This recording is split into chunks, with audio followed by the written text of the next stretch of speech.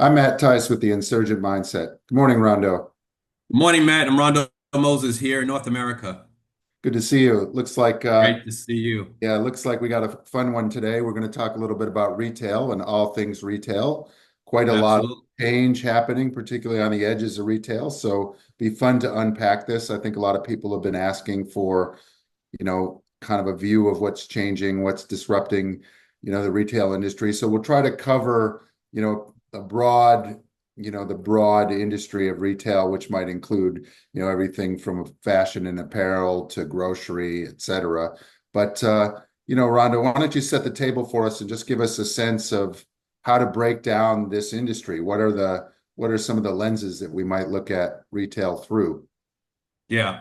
I think it's helpful to sort of step back and recognize that the retail industry has gone through a lot of transformation over the past several decades, right? From department stores and suburban malls all the way up, to where we are now, where, a lot of e-commerce, a lot of digital solutions, et cetera. So the industry is used to change, and I think the industry has evolved dramatically. But I think we're now seeing that there's a new wave of disruption that's probably on the horizon, and I think there are a lot of different reasons for that. One, I think is just, as in the past, you have changing consumer needs and expectations. And in particular, in this industry, when you think about the demographic shifts, you look at Gen Zers and millennials who have different needs, expectations, and values that they apply when they're making their purchase decision. Is really driving a lot of change in the retail sector. And these are this demographic wants to have personalization. They want a totally different experience than maybe you or I would have wanted, at that stage. So I think changing consumer needs and expectations and demographics is a big driver of the new changes that is happening. And Gen Zs and millennials are more than 35% of the retail sector. They are the big drivers of purchasing in that sector. So I think that is one of the things that's really and think about it. Gen Z folks are more, mobile enabled. They grew up on mobile and data, and so they expect a different type of experience from retail than the more, I would say legacy retail shoppers. They're not they probably want their experience also to be seamless because not only are they going to go into a physical store, but they're going to also shop online. In some cases, they may be on their phone browsing while they're in the store. You know what I mean?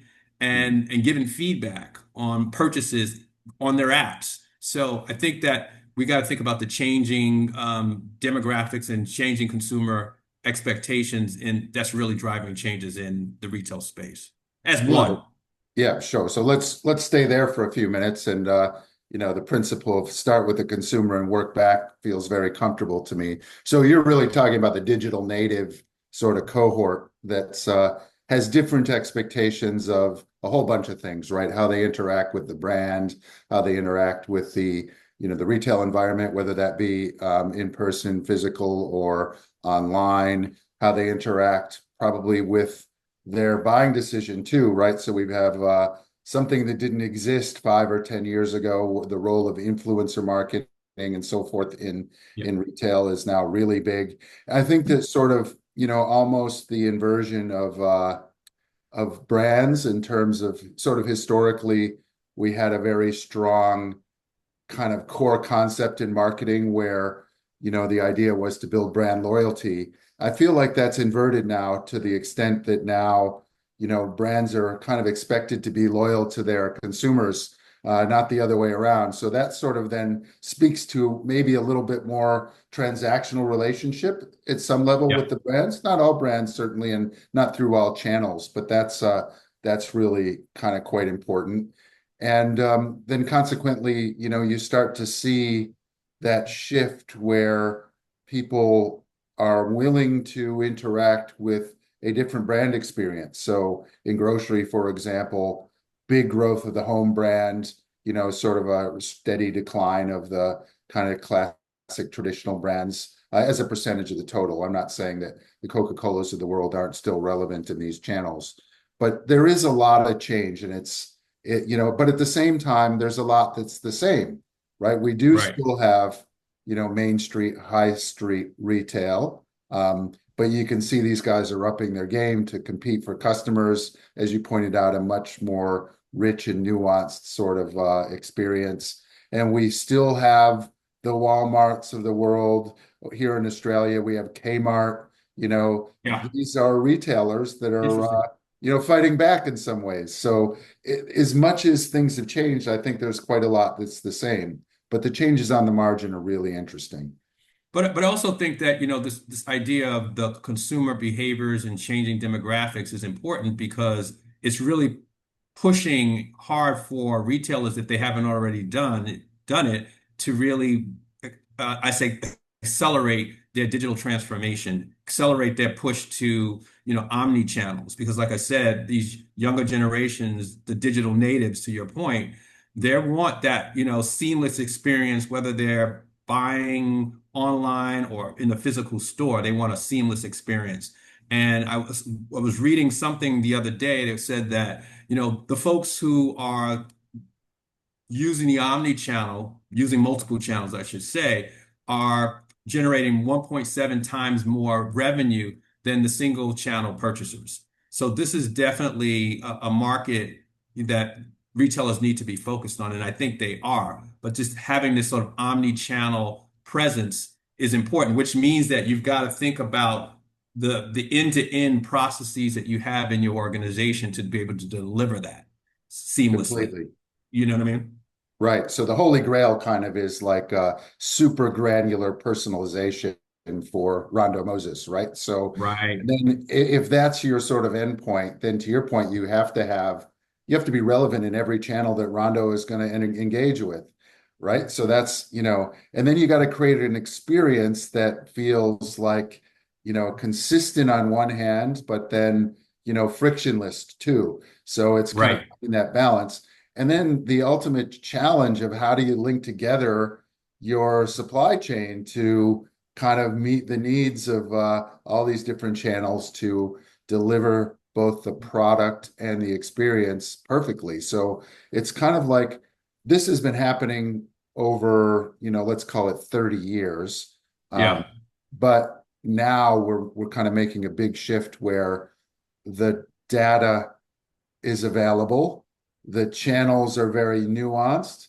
Supply chain optimization is caught up, and we're now moving into with new technologies like last mile, agentic AI, and so forth, where now all the bits and pieces are kind of here, and that sort of kind of 360-degree experience that you're talking about is just really kind of congealing and becoming possible. And that's before we get into things like AR and VR, where that kind of takes us into the future. Everyone keeps saying that's coming, but we're really kind of just at the frontier of some of that stuff. But to your point, I think the whole idea of personalization is a big shift that's happening. I mean, with all the data that these retailers are sitting on, they've got to leverage that in a way that helps that purchaser, that Gen Z or millennial purchaser, feel like they understand them. They've got to be able to recommend offers and products and pricing and content that really speaks to them individually. So it's like, we often talk about, the market segment. You got to go from the segment level thinking down to the individual level thinking. And that's what the personalization is about, which is going to be challenging because that same segment is also very protective of their data, right? So because of, fragmented silos in these retailers and privacy concerns, this whole personalization is not an easy thing to actually implement. So they've got to be thinking about how do they address that. And one way is sort of like is these first party solutions, like loyalty programs, membership programs, where you actually are able to curate more offerings for that individual because they're part of your loyalty program. You have more data on them to do that. I think, and they will more freely give it to you if they're a part of that than if you're just taking their data and leveraging it without their permission, then you're gonna lose their trust, and that's going to be an issue. Okay.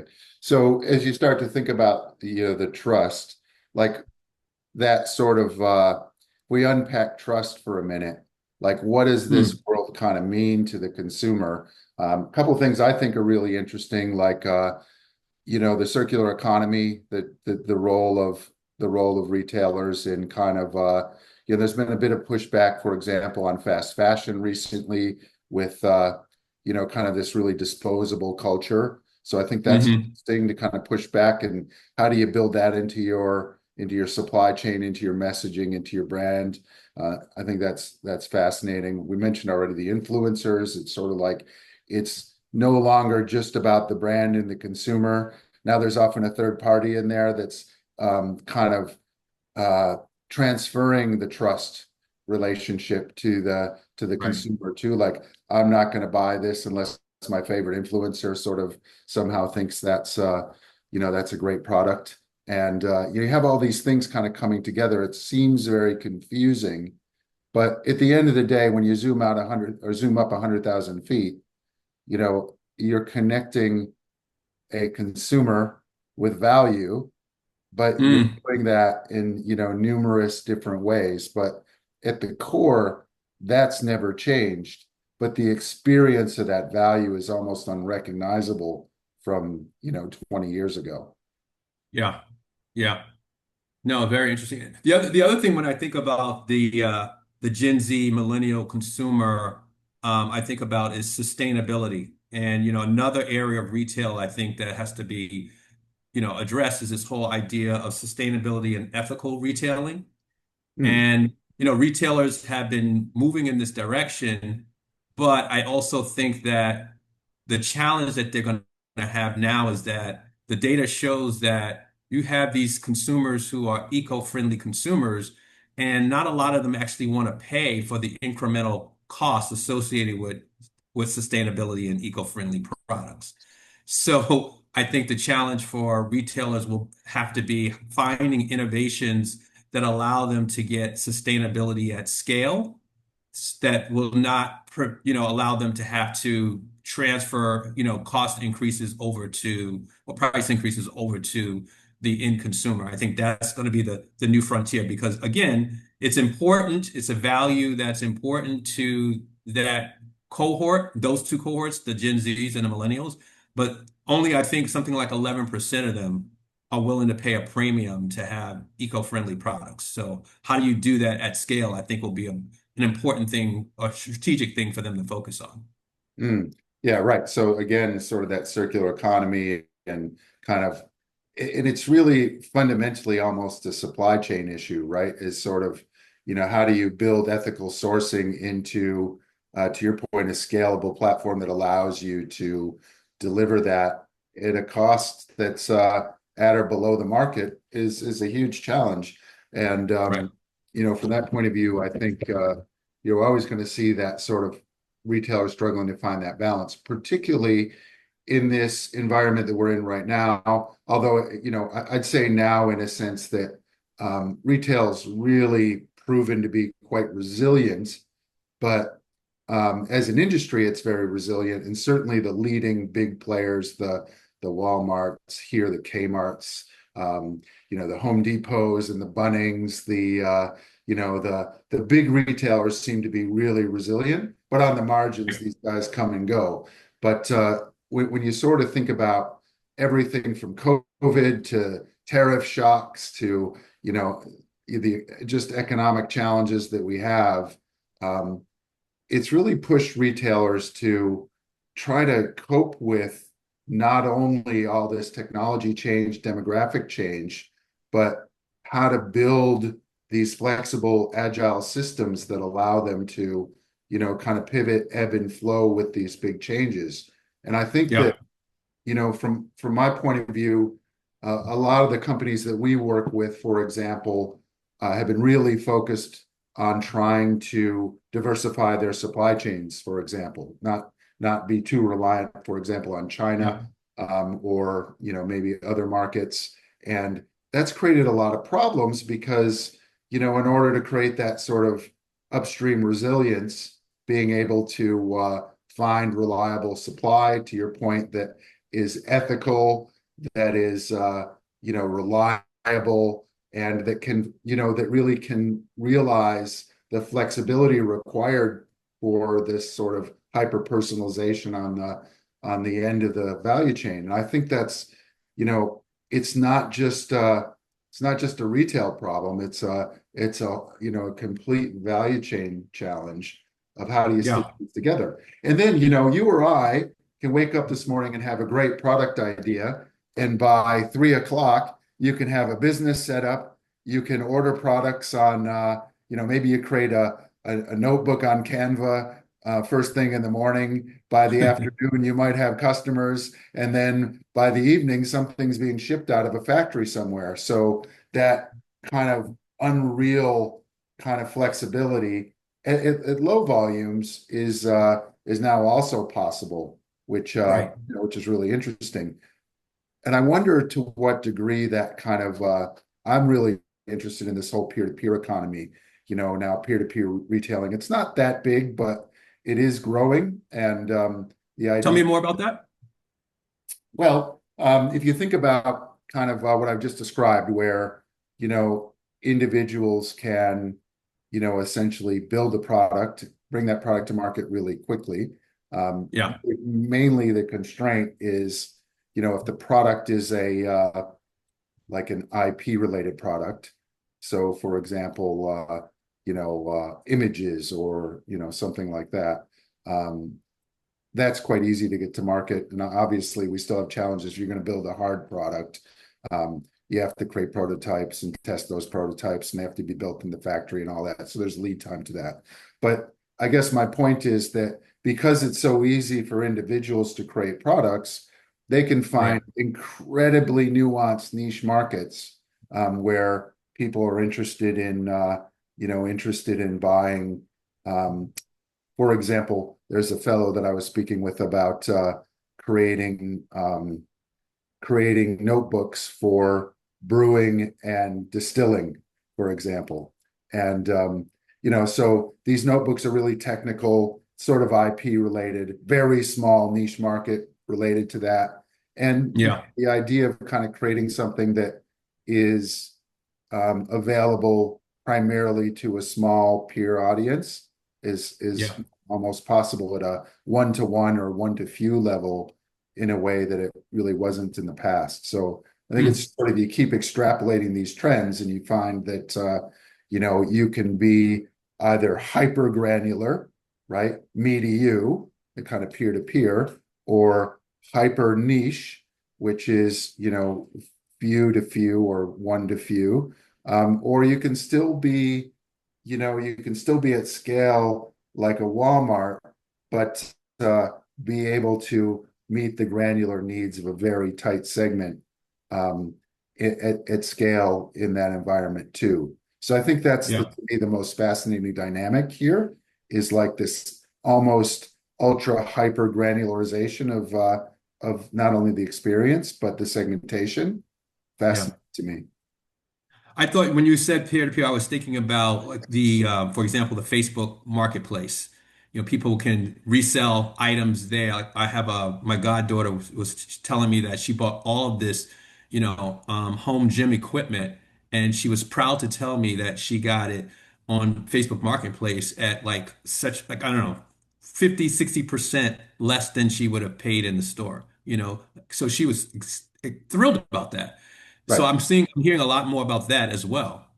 Sure. People, So that is one of many channels in the peer-to-peer environment, right? yeah, So, yeah. Facebook Marketplace, I mean, eBay got started quite early with that. eBay got some, right, You know what I mean? I guess and it comes back to your point about the Omni, right? So it's these channels where, you know, I don't know. Facebook to me is almost ad book now in a sense that right. probably 80% of the content that comes into my Facebook feed is really that, where they know exactly who I am. sometimes it feels like I might say to my wife, we need a new shovel for the fireplace, and then 2 minutes later I get an ad for Right. that. Like Yeah. just really razor sharp granularization. So, to me, I think that's really interesting, especially if you keep pushing that. And then you start thinking about the AI implications of nobody even needs to touch that, right? There's a Yeah. bit of data floating around. I've got some interest. And then all of a sudden, every channel that I'm exposed to is trying to sell me a fireplace shovel. You know what I mean? And no one's touching it at all the way upstream to the supply chain, right? There's no human intervention in many cases. I find that fascinating.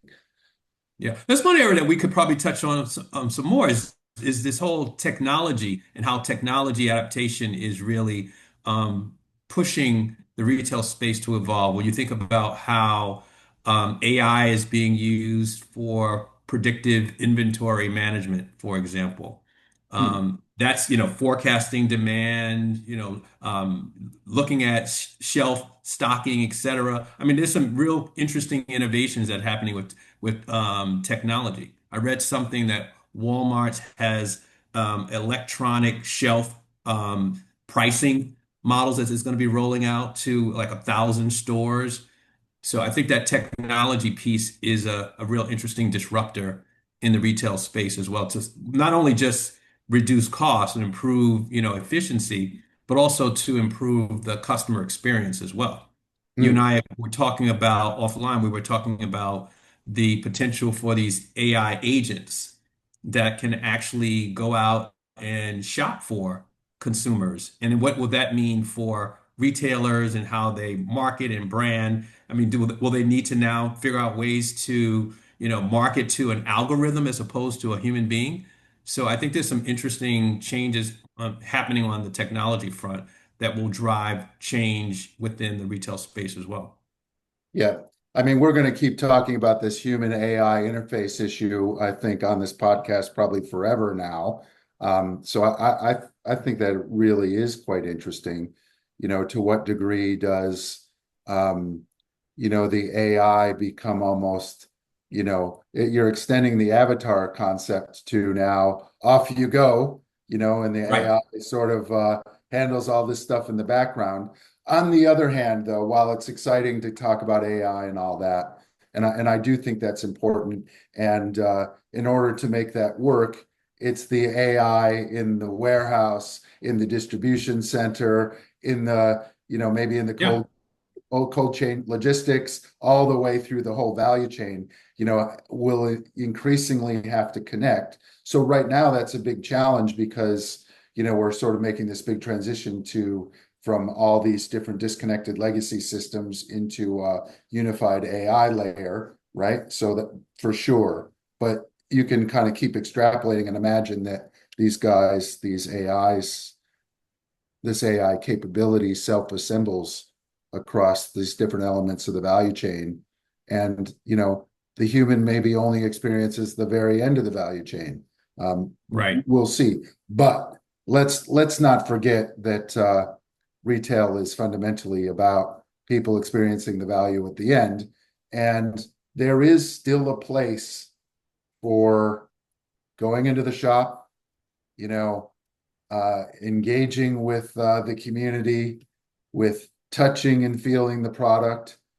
Right. We talked a few months ago about pharmacy, and we've done a lot, as a lot of research on consumers in healthcare, patients and consumers, and it's fascinating how much of, for example, a social experience for the elderly being in the pharmacy is, right? They Right. sometimes Right. people are lonely, right? They typically, as you get older, you need more medication. You go to the pharmacy, it's like a whole social experience. You spend 15 minutes talking to the pharmacist. They're almost like your psychologist at some level. You know what I Right. mean? So, Yeah. and then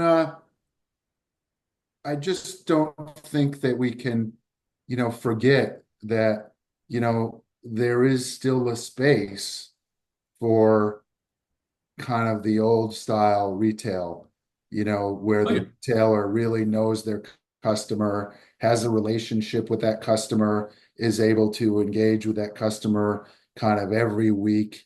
You know what I mean? It's kind of, I think that there are huge opportunities to dial the clock back 50, 75 years and, kind of really simplify that experience for people, reduce some of the confusion and bring back the human element.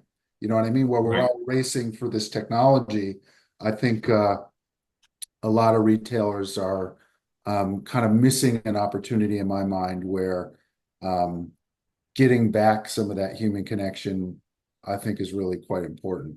Well, what's really interesting to your point is that even though there's been this growth in online and digital, the physical sales through the physical store have still outpaced, digital. I mean, in fact, almost 80% of all the core sale revenue goes through physical stores.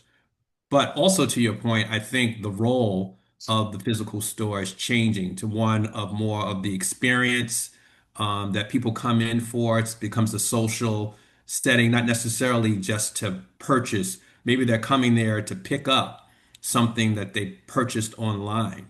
And then they'll browse around, or maybe depending on the retailer, they'll have lunch. But there are different experiences that they are looking for when they go to that retail store now than they did in the past. I completely agree. Like I would say if you asked virtually any male in Australia between the ages of 35 and 50, what did you do on the weekend? I would say that probably something like 70 or 80% would have said that part of their weekend related around going to Bunnings, which is our big hardware retailer, right? Right. And it is that experience. I get that 45 minutes away from the kids. I go there, I see other people kind of that are struggling with the same challenges as me, so there is still that sort of visceral, opportunity. But then when you go to Bunnings, right, how you do that is very different. So chances are you already know what product at what price, you've done the research on the product before you get there, all that kind of Right. stuff.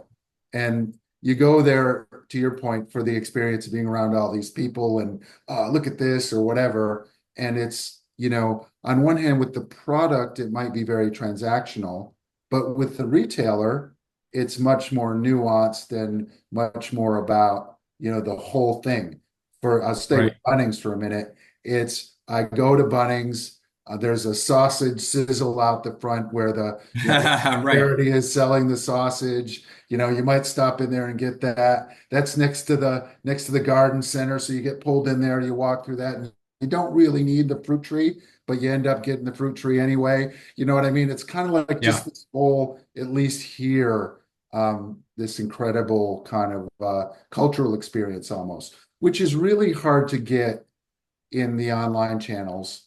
But these guys are figuring out how to do that, right? So to your Right. point, digital natives, because the digital experience is so enmeshed in that culture, um, I think like where you start seeing cross branding between some kid playing on Xbox, and the next thing you know, they can buy a hard product, and that seamlessly links through all their other sort of digital touch points. That's the Omni that I think to me is really fascinating. Where how do you replicate that afternoon at Bunnings in this sort of digital environment? Yeah. Is I think the great opportunity for retailers to, you know, really figure out how to know their customer at a granular level, but at the same time create this kind of connected experience that's in some ways both cultural but also, deeply communicative of the value of the brand and the product. Yeah.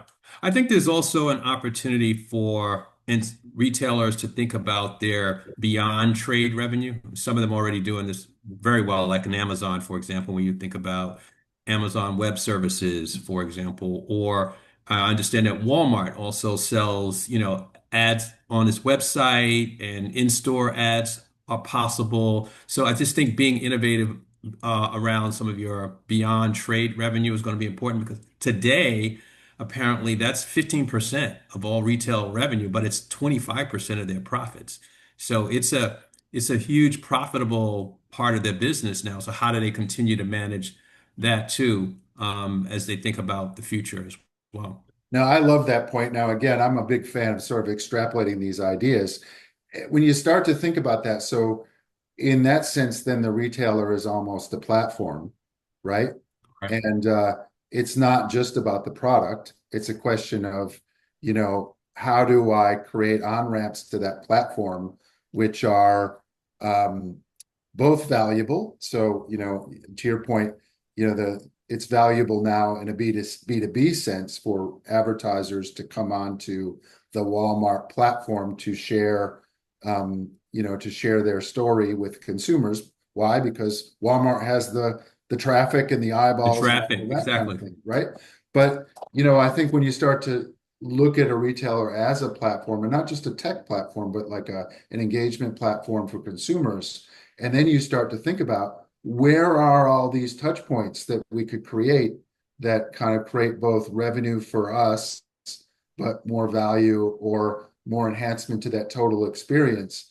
You start to move into an area that kind of you get the triple play of all of a sudden I've diversified my revenue, I've uplifted Right. my margins, great. So economically that looks good. The consumer gets a more rich and nuanced experience. So they're going to stay or engage with more depth. So that's Yeah. really good. And then of course that attracts more and better suppliers, right? Which kind of creates that virtuous circle, which fundamentally means those that really get that, like the Walmarts of the world, or Amazon's always done it really well, tend to keep taking more and more of that share. But to my earlier point, I think that you can still emulate those sorts of ideas at a very small scale too. You know what I mean? Mm. And I Hmm. think Hmm.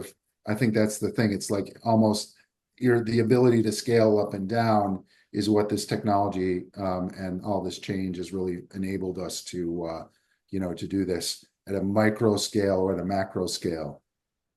So if we were to step back and think about what are some of the lessons that leaders in general can take away from, the continuing evolution in retail and disruption in retail. When we think about, who we are as a company, Insurgents Group, what are some of the key lessons that other leaders probably want to take away from this industry? Other leaders. So yeah, I was actually expecting you to ask me what's the lesson for Leaders the in general, leaders yeah, in yeah. general. No, I think look, I think that the generic lessons are pretty universal, right? So um, you can't you can't underscore how important it is to create a superior, nuanced experience for your consumers. So it's sort of like that customer proximity that we always talk about, particularly in Right. retail, really important is like being right in the minds of the consumer and really knowing those consumers and having the data to be able to back that up. I mean, that's sort of the alpha and omega of retail, right? So but increasingly everything, right? So I would say no consumers really focus on that data and be able to create that rich omni-channel experience is kind of almost everything now in retail. So to me, Hmm. that's sort of number one. Now, what does that mean though, is that you got to be able to take a holistic view of, it's not just a marketing problem, it's a Right. marketing meets supply chain, meets selling, meets Right. built environment. You know what I mean? And then to your point is like you can't look at your business anymore like a monolith. Okay, so it isn't Walmart; it's the Walmart ecosystem, which then Right. means that providing those links or on ramps, if you will, for an ecosystem of partners to kind of create that unified engagement. So it's not, everyone's got to sing from that hymn book, not just, Mhm. not just one retailer, not just one supplier, not just one consumer. So I think that's really important too, right? And then I think that, you know, particularly in the last decade, probably since 2008 with the GFC and then COVID and now with the tariffs and war and all this other stuff that's happening in the world, it's kind of like, you know, to your earlier point, you've got to be efficient.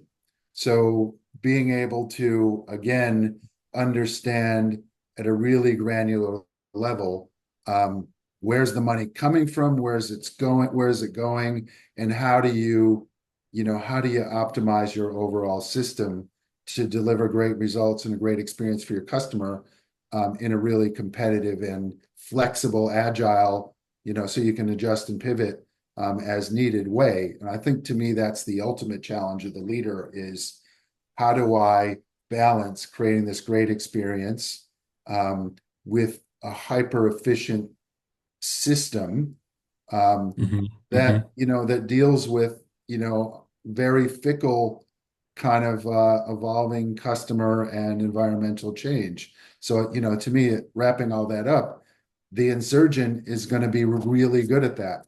What the incumbent's going to do is, they're going to be stuck with my legacy systems don't allow me to make these changes.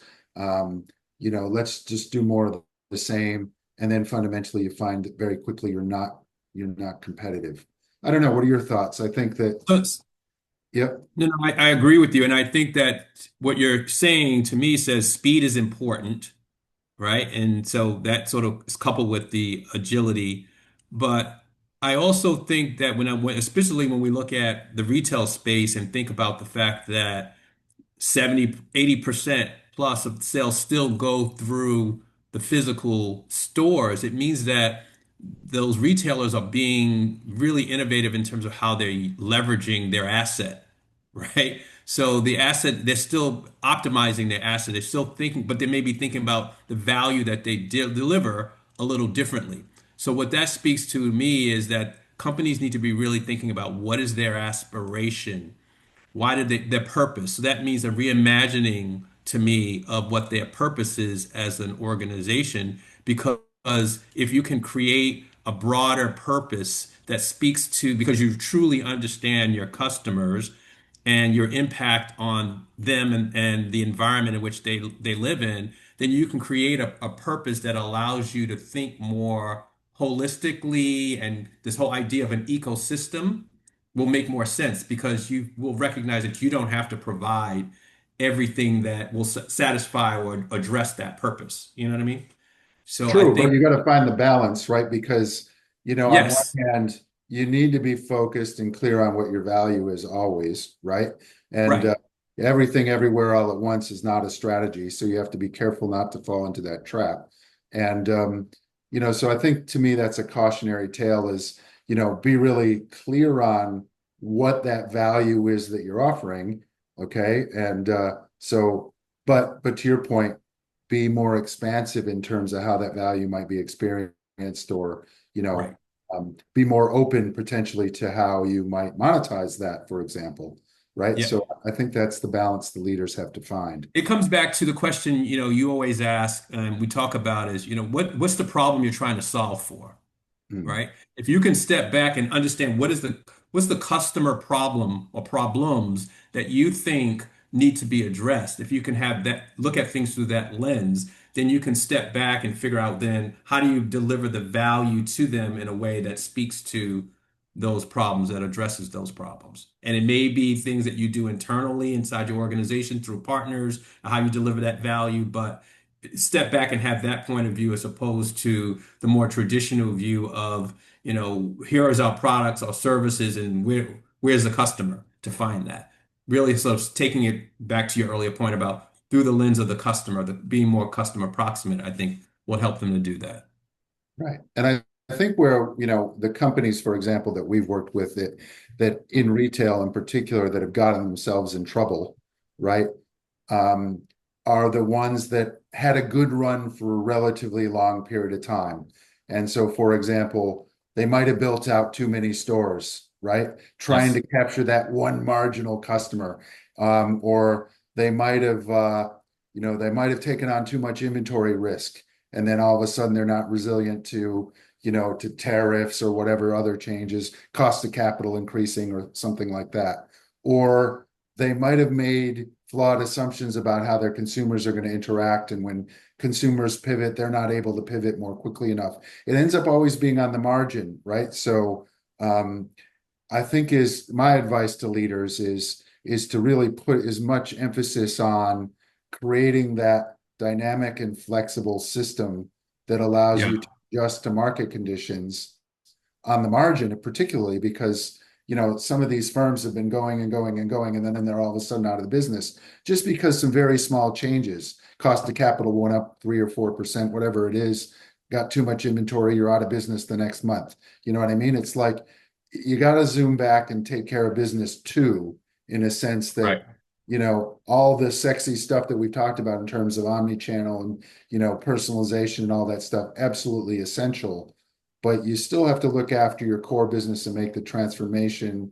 You have to make the decisions that put you in this place, and manage the risk of kind of these big swings and roundabouts that are kind of more and more frequent, more and more inevitable in this environment. And nobody wants to be that retailer that had a good run and then Right. they sort of disappeared, right? Yeah. And that can really happen if you're not super careful.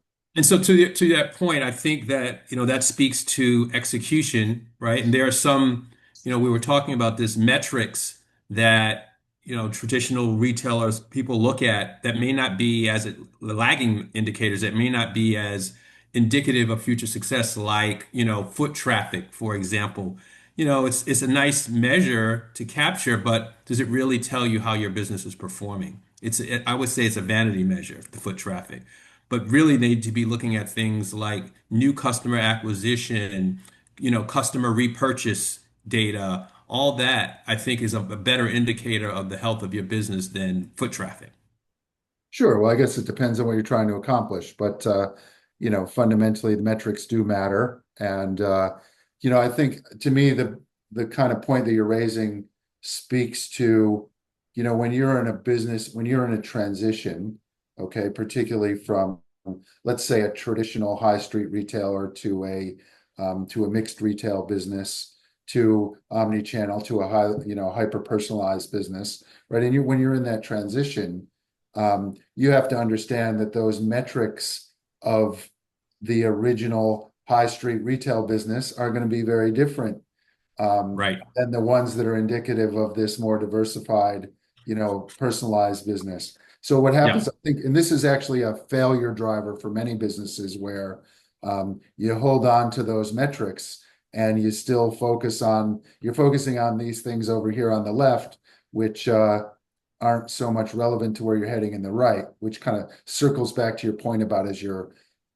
adjusting your purpose, as you're diversifying your business, as you're diversifying your customer base, these other things, as you're changing your channel mix, um, getting lost in kind of the old metrics All metrics. are going to deliver the old results. You know what I mean? So I think that is a very important point. So look, I think for me, if you're a retailer, these are all challenges that you're going to be facing. It's, just to summarize, the leadership challenges, how do I deal with a changing market environment, shifting demographic, a tremendous wave of new technology and capability? You got to keep up, but at the same time, you got to find that balance of, generating revenue and profit from your core engine while you make that transition. No change really, that's always going to be the case. One thing, just very briefly before we wrap up, we didn't really talk about the human side of the retailer, right? Mm, Which is, challenging too. Like it's very difficult um, it's hard to get good people to work in retail. You know what I right. mean? And Yeah. hard to keep them motivated and hard to train them to create these kinds of experiences that we've just talked about, right? So, excuse me, I think that Mhm. that whole side of it too, of how do you build a really effective, dynamic, flexible workforce in, in an environment that's typically really quite casual, very high churn, you know what I mean? Young people that, and it's always been like this, but young people that have relatively low skills in an environment where the need for sophisticated selling and marketing and engagement, is much higher. And then to your point earlier, that's where sort of some of the technology comes into Technology play, can come into play. Yeah. right? So No, I think awesome. that's really important too, always, of course. But anyway, so I think what we're going to try to do, Rondo, is, this is kind of an introduction to this area, but I'd love to get a few guests to come on over the next few months to kind of unpack this a little bit more from different facets of the retail environment. And we can kind of hear some stories from some clients and some, high and low performers that will help us unpack this a little bit more. Yeah, that would be great. Yeah. And in the next session, we're also going to talk to someone who's on the front end of the retail side, the actual manufacturing of product that goes into a retailer from a large, appliances manufacturer. So it'll be interesting to hear his perspective on how things are changing and what he's seeing from his perspective. Terrific. Looking forward to it, Rondo. Thanks so much. Great to see you. And that'll do it for this week's Insurgent Mindset. Please reach out if you have any comments or questions, and we'll look forward to seeing you in a few weeks. Absolutely. Great seeing you, Matt. All right. All the best, Rondo.